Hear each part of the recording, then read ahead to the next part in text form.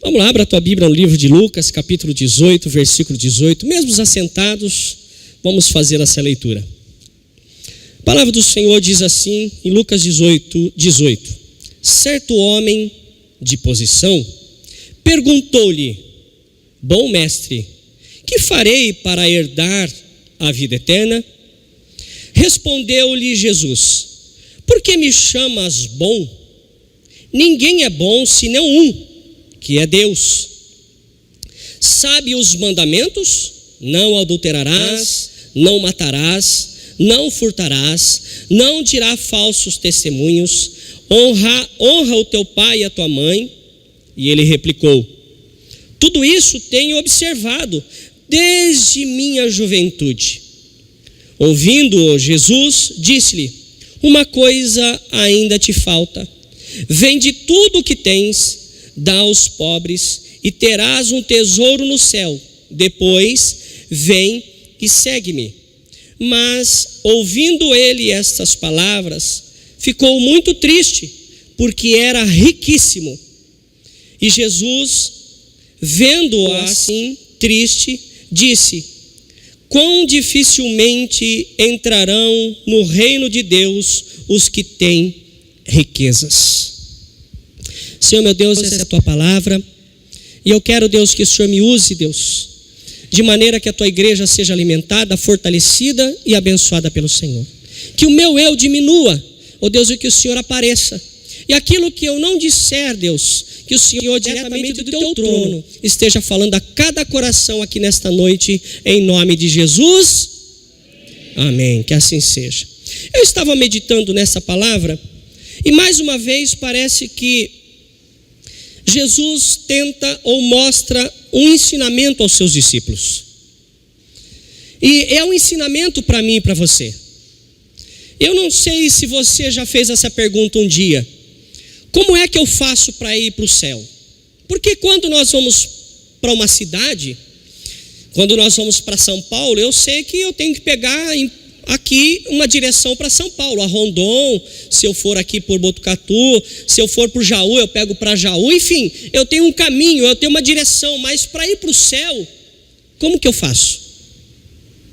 Como que eu e você podemos entender que nós vamos para o céu? Quais são aquilo que eu posso me apegar, aquilo que eu posso ter como garantia que aquilo que eu estou fazendo me vai levar para o céu? Aí a palavra de Deus, ela começa a esclarecer que tinha ali um certo homem, e um homem de posição. Para ser um homem de posição, ele era rico e ele era poderoso, mas também era uma pessoa instruída pela palavra. Ele conhecia a palavra de Deus, porque quando Jesus perguntou a ele acerca daqueles 5 mandamentos terrenos, que é do horizontal, vou te explicar já isso. E Jesus perguntou para ele, ele falou assim: ó, isso que você acabou de falar, isso que o Senhor já acabou de falar, isso que o mestre já acabou de falar, eu cumpro desde quando eu era piquititico, lá criancinha, pequeno, lá longe. Esse eu sei. Mas se nós olharmos para essa palavra, os mandamentos de Deus, ela se divide em 2 partes. E nós precisamos entender essas 2 partes para que isso aqui tenha algum significado na nossa vida. Os 10 mandamentos, ele divide, vou somar as 2 tábuas dos 10 mandamentos. Parte estava em uma e o restante dos mandamentos estava em outras. Se você observar lá em Êxodo capítulo 20, a partir do versículo 1 até o 17, vai falar sobre os 10 mandamentos que Deus deu a Moisés lá no Monte Sinai. E Deus dividiu 6 mandamentos desses 10, se trata com coisas terrenas, coisas que é na horizontal, que a gente pode ver e observar isso que está nesses 6 mandamentos. O 5, o 6, o 7º, o 8º e o 9º e o 10º mandamento, ele trata de coisas terrenas, ele trata de coisas horizontais. Mas os 4 primeiros mandamentos, ele trata de coisas que não dá para a gente analisar terrenamente, porque é na forma vertical. É o indivíduo, eu ou você, com Deus. Não se dá para analisar os 4 primeiros mandamentos olhando para uma pessoa. E nós vamos já estar falando um pouquinho mais disso. É por isso que lá no livro de Mateus, capítulo 22, versículo 36, 37 e 38, diz que perguntaram qual é o maior mandamento? Jesus disse assim: amar a Deus sobre todas as coisas. Esse é o primeiro, que fala sobre os 4 primeiros, é a divisão. Amar a Deus sobre todas as coisas. E o outro, que é do 5 ao 10, ele fala, e amar o teu próximo como a ti mesmo. O próprio Jesus mostrou essa divisão em sua palavra. E quando Jesus, ele olha para essa situação com esse jovem, o jovem já chega a ele, essa pessoa rica, essa pessoa poderosa, sabendo que ele era mestre, porque ele mesmo chamou de bom mestre. Dá uma impressão aqui, porque Jesus parece que deu uma cortada nele, deu uma tirada nele. Ele chegou, e aí, bom mestre? Como se quisesse ali dar uma puxadinha para Jesus, ter uma intimidade além daquilo que ele deveria ter. Então ele tentou enfeitar alguma coisa, em vez só de chamar de mestre, ele já chamou de bom mestre, querendo, se mostrando alguém a mais para Jesus. E Jesus falou assim, olha, bom é só Deus. Deu aquela, deu na emenda. E aí ele falou, opa, eu não estou mexendo com qualquer pessoa. Ele é o mestre, ele é o Senhor dos senhores. É por isso que de repente a gente não pode chegar de qualquer jeito diante de Deus. Não pode chegar de qualquer maneira. Deus vai falar, peraí. Quando você vai no cinema, eu já fui muitas vezes e me proibiram de entrar. Você vai no cinema de camiseta regada, de bermuda e de chinelo, entra. A moça que estava atendendo, a hora que ela foi vender o ingresso para mim, ela falou, você está achando que você vai num campo de futebol, algum lugar, com essa roupa aí? Falei, não, mas eu tenho dinheiro para pagar. Ela falou, dinheiro aqui nós não queremos, nós temos um esquema. Sabe como que funciona aqui dentro? Aqui é lugar de passeio, daqui a pouco o pessoal vai vir de sunga aqui. Nós, para chegarmos na presença de Deus, tem uma forma. Eu não posso chegar e querer, Deus, sabe qual que é aí? Deus vai falar, que eu não gosto de gíria, no céu não tem gíria. A Bíblia não tem gíria. Então a gente tem que tomar um certo cuidado, como chegar em Jesus. Esse homem, esse jovem rico, talvez pelo seu poder, ele chegou em Jesus, já chegou, e aí bom? Ô bom mestre? Bom não, peraí, bom é só Deus. Eu estou aqui para servir. E se você quiser ser grande também, o maior no reino do céu também serve, você tem que ser servo. Aí já começa a mexer com algumas pessoas que às vezes, por causa da sua posição social, por causa dos seus talentos, se acham melhor do que os outros. Jesus já começa a colocar a cada um no seu lugar. O maior serve, o bom serve. E aí a gente começa a falar assim, eu achei que eu era bom pregador, eu já achei que eu era bom músico, eu já achei que eu era bom professor, eu já era bom isso, bom aquilo. Para Deus, bom é Ele. Eu sou servo, você é serva e servo. Ponto final. Não temos mais nada de regalia no céu. Vamos ter, se a corneta tocar, a trombeta tocar, o barulho vir do céu, o chofar, a hora que tocar, o Senhor vai escolher quais são os seus que vai morar lá. Mas para isso eu tenho que observar algumas coisas que vou dizer agora. Ele disse assim para esse rapaz, para esse jovem rico, você sabe os mandamentos? Esse jovem falou assim, o mandamento, isso que o senhor falou aí, não adulterarás, não matarás, não furtarás, não dirá falso testemunho, honra o teu pai e a tua mãe. Ele falou, isso aí eu faço desde pititico. Isso é coisas que nós conseguimos observar nas pessoas. Eu consigo ver se uma pessoa, se ela adultera. As pessoas podem ver alguém adulterando, pode ver alguém matando, pode alguém ver roubando, pode ver alguém dizendo falso testemunho, pode ver alguém desonrando pai e mãe. Isso é na horizontal. E se você for observar, Jesus não perguntou todos para eles. Se você contar aqui, eu falei que os mandamentos terrenos, aqueles que é tratado na horizontal, são 6. E Jesus falou de 5.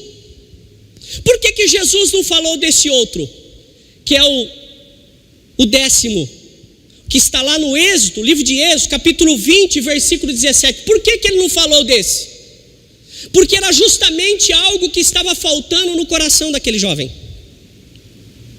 Era algo que ele precisava na vida dele. Alguém poderia dizer assim: ai, essa pessoa era tão boa. Ai, eu sou bom. Eu acho que eu vou para o céu. Você já ouviu isso? Talvez alguns estão até careca de ouvir isso. A pessoa era boa. Eu não mato, eu não roubo, eu não minto, eu não faço isso. Falando uma listagem. Mas isso para Deus não é suficiente. Isso é somente terreno. Isso é uma demonstração que eu tenho Deus na minha vida, que eu tenho os princípios de Deus. A pessoa pode nem ser salva, mas ela tem os princípios de Deus, porque para ser salvo eu preciso amar a Deus sobre todas as coisas. É o versículo 1 de Êxodo 20. E aqui quando Jesus pergunta para ele: ó, vai e vende tudo o que tens, ele fala assim: ó, eu não amo o Senhor o suficiente para vender toda a minha propriedade. Evidentemente que se ele fizesse isso, Deus ia suprir, porque ele estaria sendo uma pessoa sábia. E nós sabemos que lá no livro, quando Deus fala de Salomão, Salomão pediu riquezas para Deus, Salomão pediu sabedoria para Deus. E por causa da sabedoria que Deus deu para ele, porque aquilo estava no coração dele, sabedoria, Deus falou assim: eu não vou dar somente sabedoria. Eu sei que você quer sabedoria para dirigir o teu povo, para dirigir a tua família, para viver bem nessa terra. É sabedoria. E a palavra de Deus diz assim, que se nós pedirmos sabedoria a Deus, Ele dá liberalmente. Ele não cobra nada de nós. Mas nós precisamos da sabedoria de Deus, porque nós não sabemos o que vai acontecer no dia de amanhã. E sem sabedoria, eu posso perder o que ganhei. Ah, se eu soubesse. Você nunca ouviu essa frase? Se eu soubesse que ia acontecer isso, eu não teria feito. Se tivesse sabedoria de Deus, não teria feito. Quantas pessoas às vezes não fazem investimentos errados? Eu trabalhava no banco, as pessoas às vezes colocavam lá, falavam para mim assim: Osmir, coloque para mim 30% do valor que eu tenho aplicado nas ações da Petrobras, porque eu acredito que amanhã vai estar em alta. E virava o dia, caía em baixa. Aplicou 30, 50 mil reais, e quando foi ver o saldo no final do dia seguinte, tinha 15. A ganância, ou melhor, os riscos do investimento, fez com que perdesse, mas faltou ali sabedoria. Se tivesse sabedoria, ele ia saber exatamente onde investir, porque Deus é que dá a direção para onde eu e você devemos ir e ter sucesso naquilo que fazemos. Deus nos escolheu lá antes de ser gerado. Milhões e milhões de espermas saíram numa corrida para ter um encontro, para fecundar o óvulo que foi liberado. Eu e você somos pessoas vitoriosas, vencedoras. Poderia ter sido o outro. Eu poderia não estar aqui. Poderia não ser você aqui. Poderia ter vencido a corrida o outro. Não, mas você foi a pessoa vencedora. E Deus já te escolheu desde o ventre como uma pessoa que vence. Uma pessoa vencedora desde o ventre. Você foi o mais rápido, você foi o mais certeiro, você que conseguiu fecundar. É por isso que eu e você, nós estamos aqui, porque nós fomos escolhidos para estar aqui. E desde o nosso do ventre da mãe, Deus já nos conhecia e chamavam pelo nosso nome. Nós não somos pessoas simples. Nós somos pessoas de valores. Jesus foi preparar moradas para quem? Para o seu povo, para aqueles que Ele vão escolher como? Aqueles que cumprem a sua palavra, aqueles que são verdadeiros adoradores, que adoram espírito e verdade. Para eu fazer isso, para eu ser um adorador espírito e verdade, eu não preciso de ninguém. Ah, irmão, vão comigo na igreja. Ah, irmão, vão comigo na igreja. Eu preciso adorar o Senhor. Não. A a salvação individual, a vitória individual. Você foi o único a vencer. Evidentemente que tem gêmeos, trigêmeos, mas é sorte demais, né? Que benção. Deus proporciona para mim e para você o melhor. E às vezes a gente olha para essa passagem e fala assim, mas aquela pessoa, ela é muito boa, não tem por que ela não ir para o céu. Tudo isso que o pastor leu, ela não faz nada. Eu nunca vi a pessoa roubando, eu nunca vi a pessoa falando mal de ninguém, eu nunca vi aquela pessoa adulterando. Não, ela é fiel. Eu nunca vi aquela pessoa fazendo nada de errado, então ela vai para o céu. Não, isso é somente terreno, mas tem a parte vertical. E eu quero ir lá no Êxodo capítulo 20, versículo 17 com você, para você ver por que Jesus não colocou essa segunda parte, por que ele não perguntou o sexto mandamento terreno, de cumprimento terreno, por que ele não perguntou para este jovem? E às vezes eu e você, nós nos esbarramos nisso. Êxodo capítulo 20, versículo 17. Eu e você, nós nos esbarramos nisso. Olha o que está escrito no versículo 17, que é o 10º mandamento. Jesus não perguntou isso para ele. Jesus perguntou para ele assim: honra teu pai e tua mãe, não matarás, não adulterarás, não furtarás, não dirás falso testemunho. Jesus falou só esses 5 para ele. Por que Jesus não falou esse outro? Porque esse ele não cumpria. Porque se ele falasse que cumprisse, ele estaria mentindo, porque Jesus conhecia o coração dele. E agora vem para eu e você refletirmos nisso. Versículo 17. Talvez você vai falar assim, pastor, todos esses 5 mandamentos que o pastor falou, eu não tenho problema nenhum com esses não. Já tive, foi resolvido, mas não tem mais problema. Hoje, a minha vida aqui, agora, já, eu não tenho problema com nenhum desses. Mas e esse outro aqui? Versículo 17 de Êxodo 20. Não cobiçará a casa do teu próximo. Ou se eu tivesse uma casa dessa. Ou se eu tivesse um carro desse. Não cobiçará a mulher do teu próximo. Ai, que avião.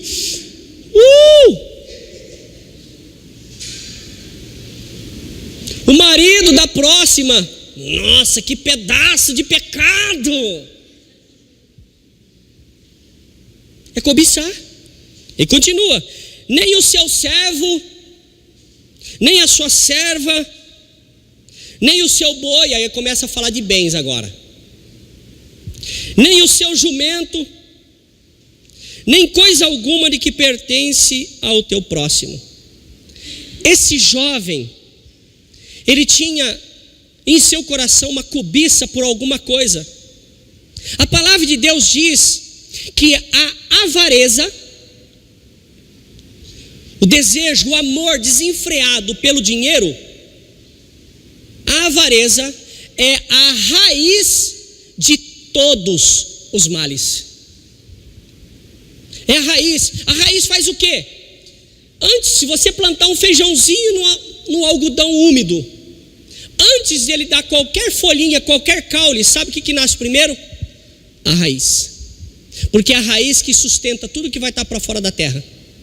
O bambu chinês, ele demora 5 anos aproximadamente antes de aparecer para fora da terra. Durante 5 anos ele está crescendo para baixo, para poder sustentar o bambu de pé.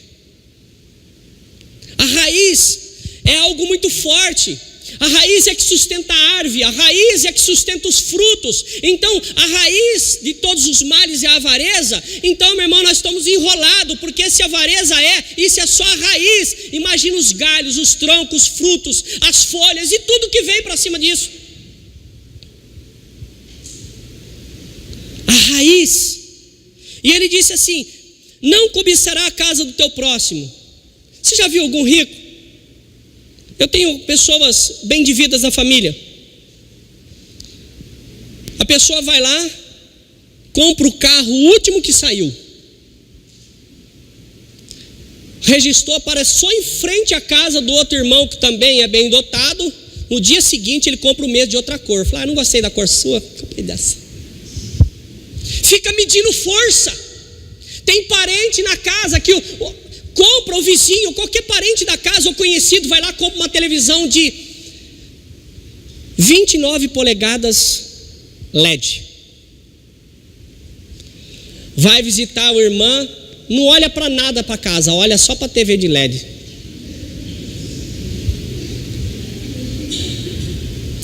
Vai embora. Na outra semana chama aquela que tinha televisão, vem em casa tomar um chá.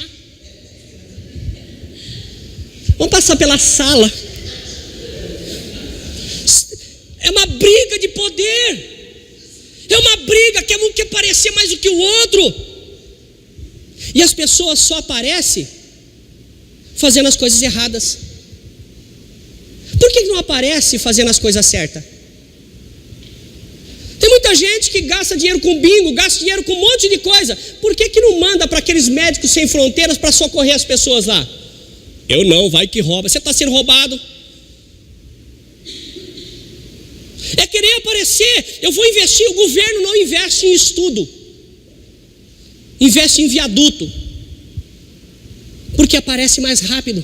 Aí vem o outro na eleição seguinte: esse viaduto é pequeno, perto daquele eu vou construir. Eu vou construir um que passa por cima da cidade. Para que passar por cima da cidade? Mas eu preciso aparecer. Vive assim. A ganância. Quanto mais ricos, mais rico quer ficar. Quanto mais tem, mais quer ter. Não sossega, é a raiz.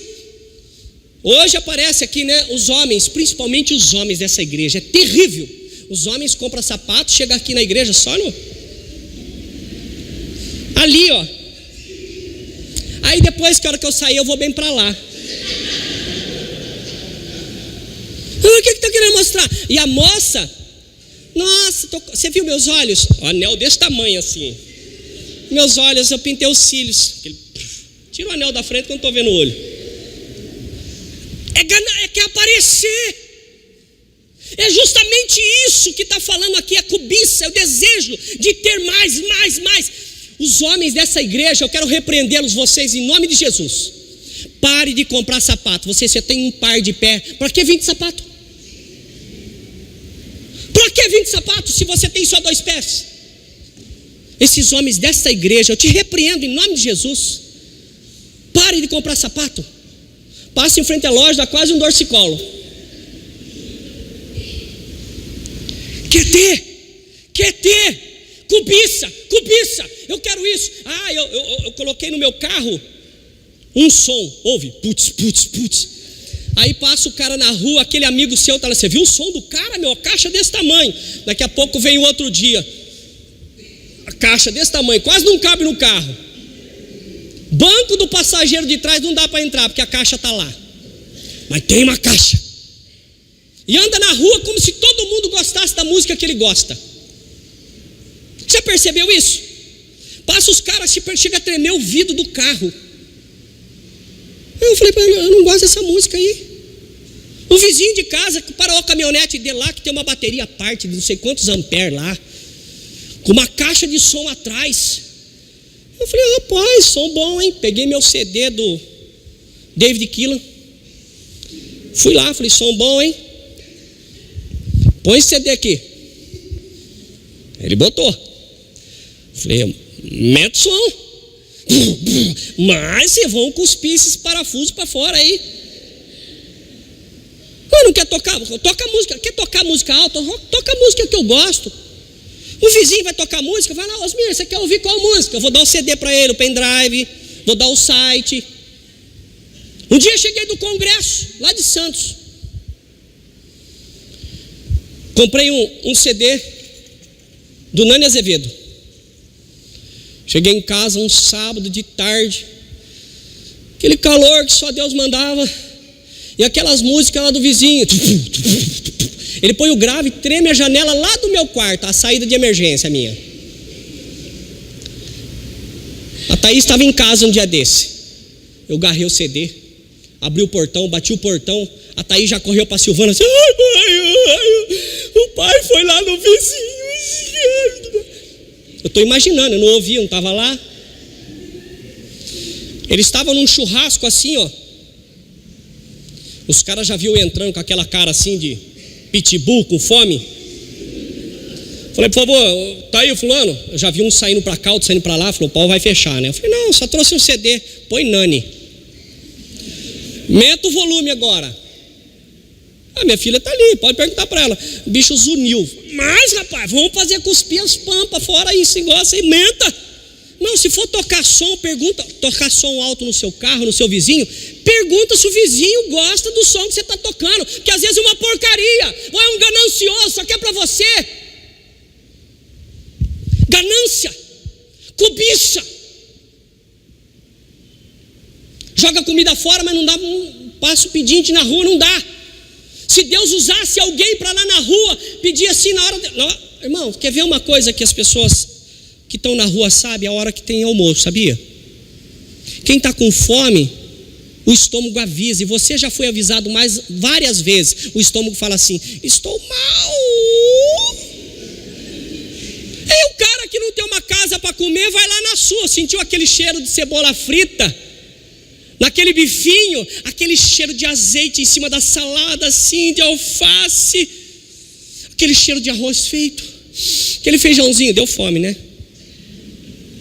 Uma pessoa sabe, bate lá, dá. A Silvana vai lá e fala assim, pediu dinheiro em casa, meu irmão, é zero, não vai ter. Pediu comida, tem. E frita aqueles bifes de casquinha, leva lá. Entrega para a pessoa, fala, depois você terminar de comer, devolve o prato por baixo do portão ali. Não leva o prato, pelo menos, né? Devolve os talheres, eles devolvem. E tem alguns, meu irmão, que eu não sei. Eu entreguei o prato no portão, fui para dentro, lavei a mão na pia, o prato por baixo do portão. Eu fui lá ver. Falei, esse cara não pode ser. Eu acho que ele comeu assim, ó. Ajuda. Para que guardar para você? Para que jogar fora? Meu irmão, eu vou te dar uma receita. Sobrou arroz na geladeira, não deixa aquele cheiro de arroz velho, não. Abriu assim? Pega tudo, junta tudo, frita um ovo na panela. Eu sempre na minha receita tem ovo, por causa do bife. Frita ele, rala uma cenourinha lá, joga outra coisa ali por cima, uma cebola, um alho, alguma coisa, joga, a hora que tiver, joga tudo dentro e come. Faz um mexilão, um prato predileto só seu. Abra a geladeira, panela com um pouco de arroz, um pouco de arroz, um pouco de arroz, um pouco de arroz, um pouco de arroz. Vai fazer arroz? Não, tem um pouco de arroz, um pouco de arroz, um pouco de arroz. Junta tudo isso, faz um montão de arroz. Desperdiça. Eu quero comer o arroz fresquinho. Então cozinha pouco. Faz uma panelinha que dá só para uma, sabe a medida. Mas não, e quando vai fazer, irmão, isso eu vou falar um negócio para você, faça. O dia que eu for na sua casa, faz picanha. Eu gosto muito. Abre a mão, fala assim, eu vou abençoar quem vai vir aqui. Mas não seja uma pessoa cobiçosa. Não seja uma pessoa que só quer para você. Deus dividiu o seu filho comigo, com você. O filho dele foi dividido para que nós fôssemos abençoados igualmente. Igualmente. As bênçãos que é para você, ninguém vai poder tirar. É o seu relacionamento com Deus, é a sua intimidade com Deus. Ninguém vai tirar isso de você. Esse jovem rico, quando Jesus perguntou para ele, Jesus não perguntou esse versículo 17 que nós lemos, porque ele estava apegado ao dinheiro, ele estava apegado nas questões financeiras. Lá em casa, a minha esposa que é o freio, eu não sei nem onde ela está, mas tomara que ela não esteja ouvindo, está na sala, aleluia, glória a Deus. Em casa, sabe quem que é mão aberta em casa? Eu. Detono, compro tudo. Teve mês que eu gastei mais metade do meu pagamento aqui para a igreja. Quando eu trabalhava no banco, os prêmios lá que eu ganhava no banco, tá aí, a Rosângela também foi bancária, tem a PLR, PCR, tem tudo que é P lá, e vem dinheiro, trazia tudo para cá. Deus nunca me deixou faltar nada. Teve uma época que eu passei por uma crise. Foi nessa época que eu comi filé mignon. Sabe por que comi filé mignon? Minha mãe trabalhava na casa, eu não posso falar o nome, que o cara é advogado, ele vai me... Está sendo gravado. Mas a mulher falava assim para minha mãe: Dona Maria, só não limpa a geladeira e tudo que tiver lá leva embora. Já faz mais de uma semana que está lá. A minha mãe levava, chegava na casa dela, como era muita coisa, ela dividia, chamava a Silvana, falava assim: Silvana, leva um pouco para sua casa. E a gente pegava. As tias da Silvana chegavam para a Silvana e falavam assim: ai, estava estragando lá em casa, trazia uma toceira desse tamanho de verdura. E a gente só tinha arroz e feijão e cebola fritado no ovo. Olha o ovo de novo. Nunca faltou ovo em casa.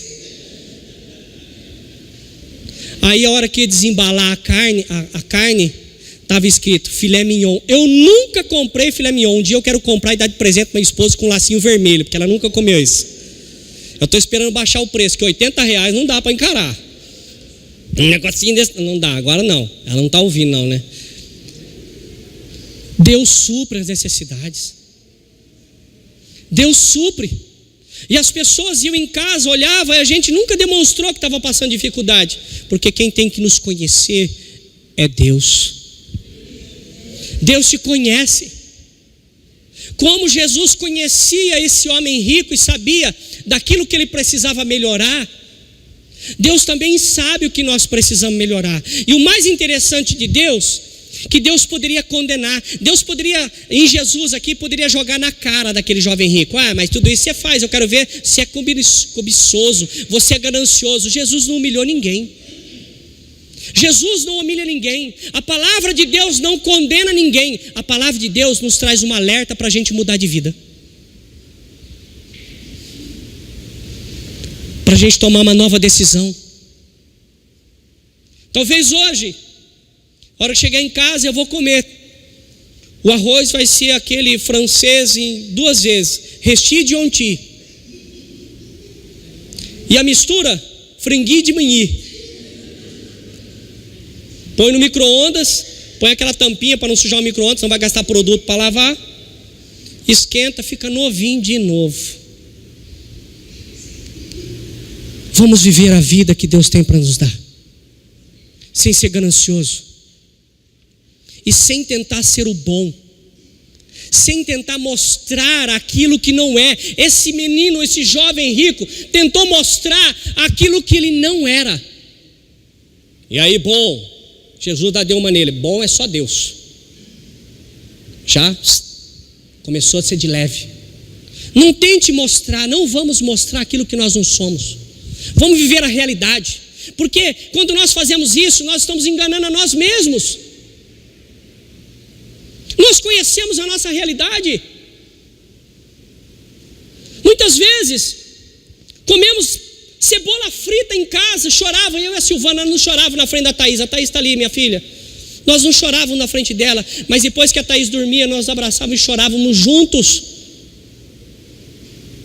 porque não tinha escassez.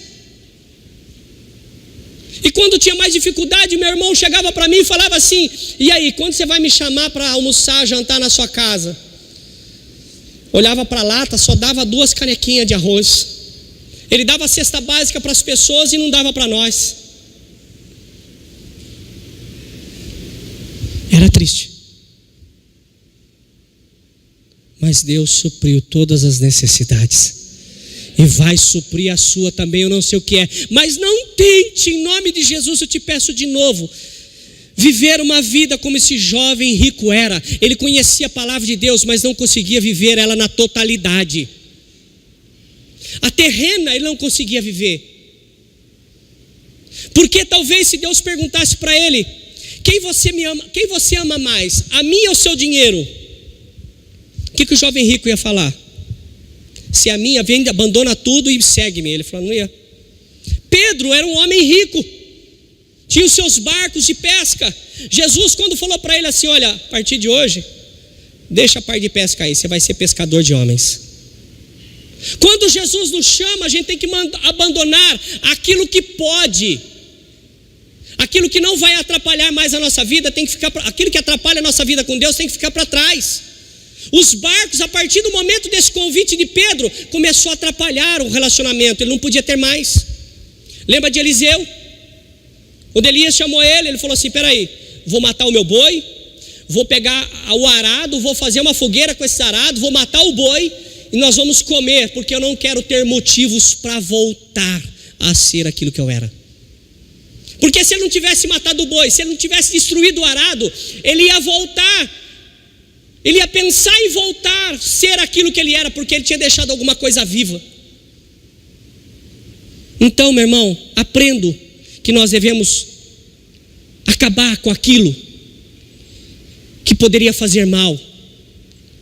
Eu tinha garrafas de uísques, eu tinha garrafa de champanhe guardada em casa, porque eu tinha uma vida, eu gostava de beber.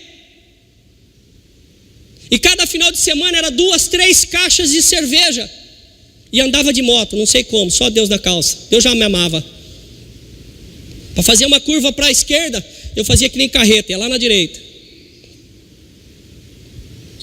Mas quando eu me converti, aceitei Jesus, aquilo não poderia estar mais à disposição. Eu joguei fora, não dei para ninguém, abri na pia. Se não é bom para mim, não vai ser bom para ninguém. Nós devemos abandonar isso. Esse jovem, ele vivia a Bíblia, ele vivia a palavra de Deus parcialmente, ele não vivia na totalidade. E eu faço uma pergunta para você, meu irmão e a minha irmã: você tem vivido a palavra de Deus na sua totalidade? Ou só tem vivido naquilo que você não precisa abrir mão de nada?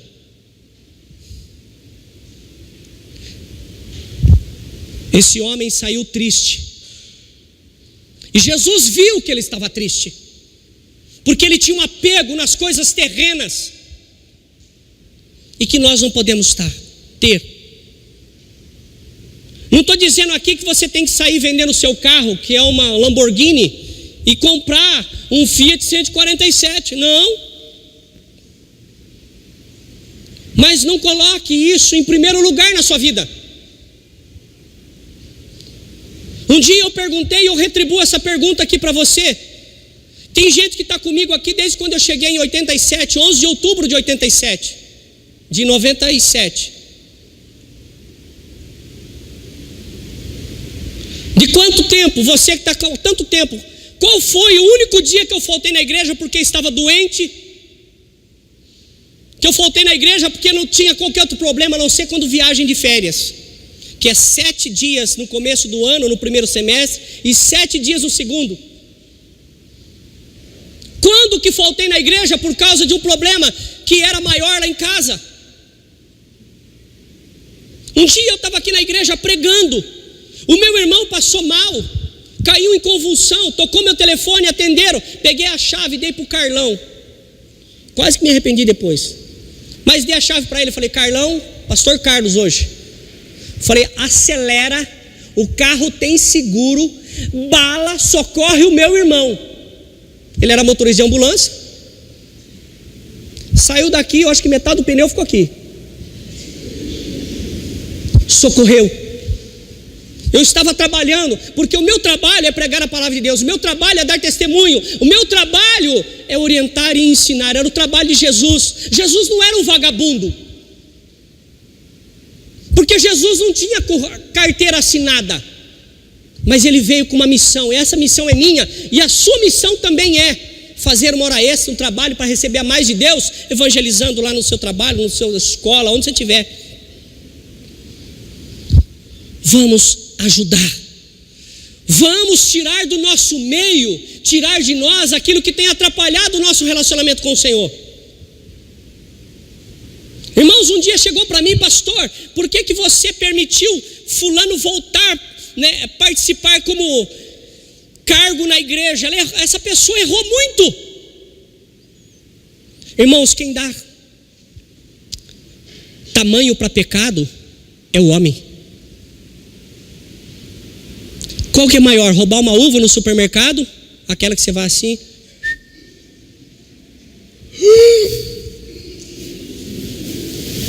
ou matar uma criança com a paulada. É igual. Da mesma forma que eu afastaria e afasto alguém que adulterou, eu devia afastar aquele que é fofoqueiro. Você acha que teria alguém de banco? Nós julgamos o pecado dos outros. Vamos viver a palavra de Deus em sua totalidade. Não vamos ser esse homem rico que tentou agradar Jesus chamando ele de bom. Mas vamos viver uma vida com o Senhor como deve ser, cumprindo os mandamentos. Se não cumpre, fala para Deus: Deus, eu sou falho. E Deus sabe que nós somos falhos, nós não vamos conseguir cumprir. Eu não consigo cumprir. Se você falar que segue cumprir todos os mandamentos de Deus, que você não precisa de Jesus, nós vamos levantar uma oração forte por você, se é que tem uma oração forte. Não tem. Nós não somos nada. Nós somos varas e dependemos do Senhor. Esse jovem rico queria se aparecer com Jesus, queria aparecer na obra de Deus. Ei, Jesus, isso eu faço 10, isso eu faço. Quantos de nós, às vezes, porque não sabe um versículo de cor, acaba se achando melhor que os outros? Eu não sei nada da Bíblia, eu estou aprendendo da palavra. Eu me converti em 96, fui batizado em 96, me converti em 95, depois que a Thaís nasceu eu tive que converter, tive que orar muito para aguentar ela. E até hoje estou tirando cascas, tirando falhas, erros, grandes momentos da minha vida eu não sei nem o que fazer, situações que eu não sei o que fazer. Não tente viver uma pessoa que eu e você, nós não somos. Nós somos dependentes de Deus. Não tem ninguém melhor aqui, estamos todos no mesmo barco, alimentando da palavra do Senhor. Você está no banquete do Senhor nessa noite. Então, o exemplo deste jovem rico: não tente ser aquilo que você não é. Viva a sua vida na realidade. Sapato furou, põe um papelão. Vai molhar, mas você não vai ficar descalço. Leve a sua vida. Seja digno. Não importa o trabalho, não importa o que você faça, mas faça para agradar a Deus em primeiro lugar. Quero concluir com você o versículo 24. E Jesus, vendo assim triste, disse: quão dificilmente entrarão no reino de Deus o que tem riquezas. Aonde eu quero chegar? Porque aquele que tem dinheiro muitas vezes acaba confiando em seu dinheiro, acaba confiando naquilo que o dinheiro pode fazer, naquilo que o dinheiro pode comprar. Dinheiro pode comprar tudo se quiser. Tem algumas coisas que dinheiro não compra. Saúde. Dinheiro não compra salvação, porque é só o sangue de Jesus que compra. Irmão, quantas pessoas já fui visitar na UTI e a pessoa chorava para mim e falava assim: pastor, eu não quero morrer, ora por mim para que Deus me dê vida. Deus leva. Deus leva. Dinheiro não pode comprar.